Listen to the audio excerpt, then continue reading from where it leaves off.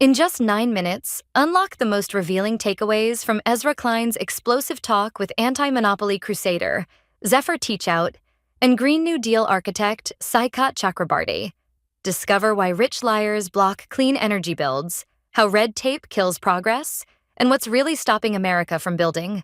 These 10 takeaways expose power games, political gridlock, and bold ideas to finally fix a broken system.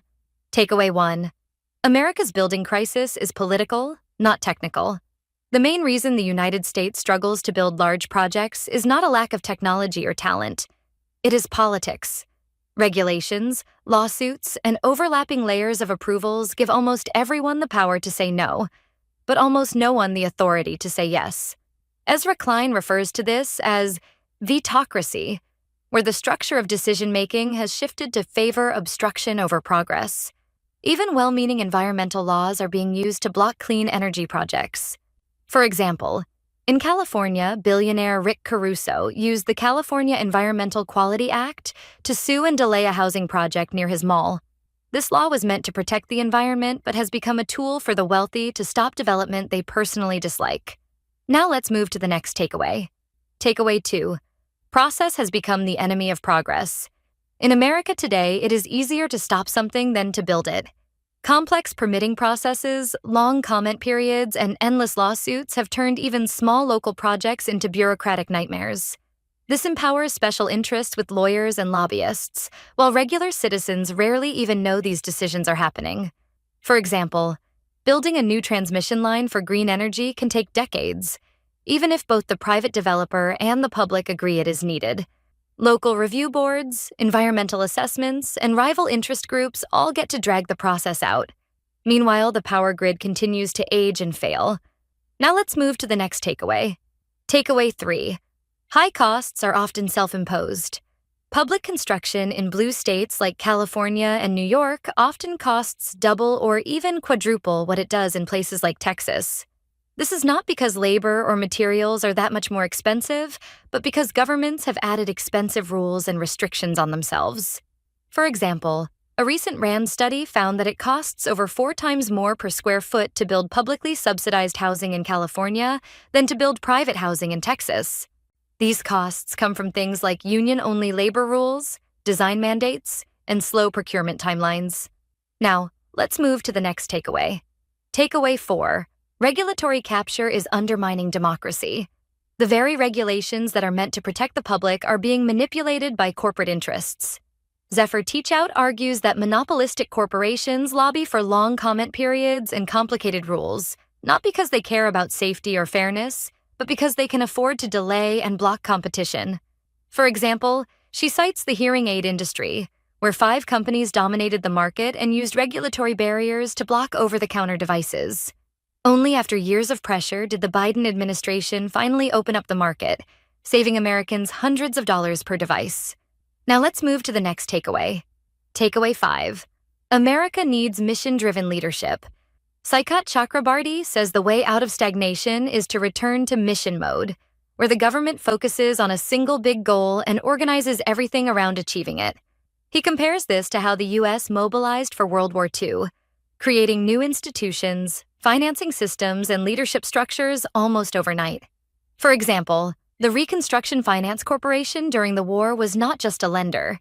It acted like a national project manager, identifying bottlenecks, building factories, and even creating new companies if the private sector refused to step up. We no longer do this today, but countries like China and France still do. We're halfway through the video. Thanks for sticking with us. If you're enjoying it, hit the thumbs up and share it in your WhatsApp groups. If you'd like to support us, please tap the thanks button below. It helps us keep making great content. Drop a comment and don't forget to hit subscribe for more. Now let's continue with the video. Takeaway 6. Anti-monopoly politics wants to change the focus.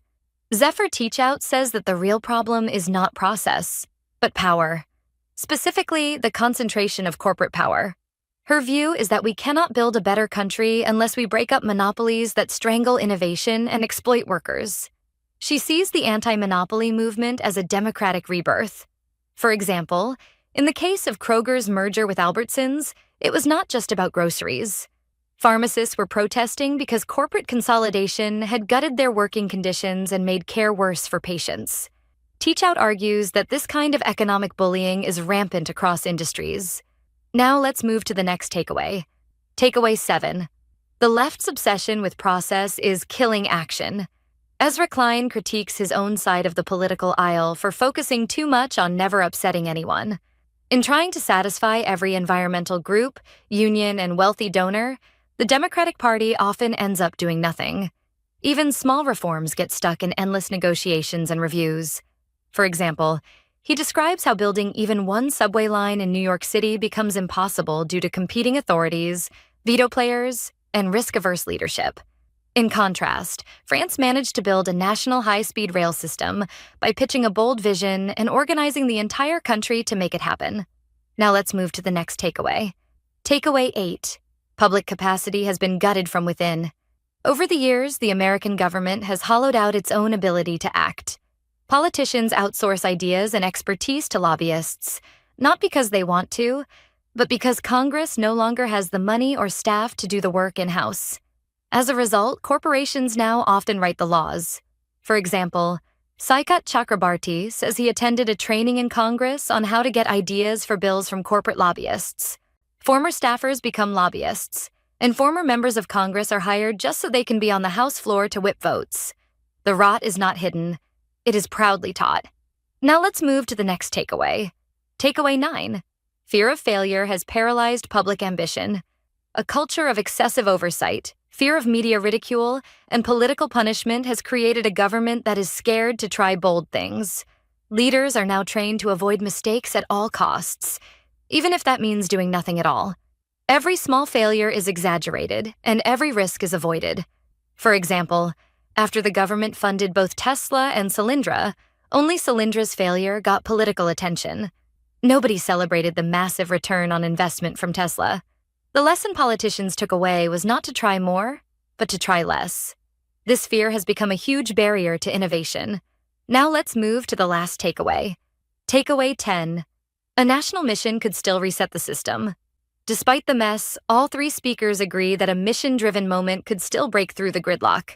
Crises like COVID, war, or environmental disaster have shown that when pushed, the government can act quickly. The question is how to trigger that kind of clarity without waiting for catastrophe. For example, during the COVID emergency, Pennsylvania rebuilt a collapsed I-95 bridge in just 12 days. Normally, it would take over a year just to complete the paperwork. Under the emergency order, they reassigned contractors on the spot and got to work the moment the fire department cleared the site. Here is a brief introduction about the guests. Zephyr Teachout is a law professor at Fordham University and one of the most prominent voices in the antimonopoly movement. Saikat Chakrabarti is the president and co-founder of New Consensus, a think tank that has been trying to think through what it would take to build at Green New Deal scale and pace. Thank you for watching. If you'd like to support this channel, hit the thanks button below. It really helps us keep going. If you enjoyed this summary, please leave a like and share it in your WhatsApp groups. To join discussion about this video, drop a comment below. And for more videos like this, hit the subscribe button below.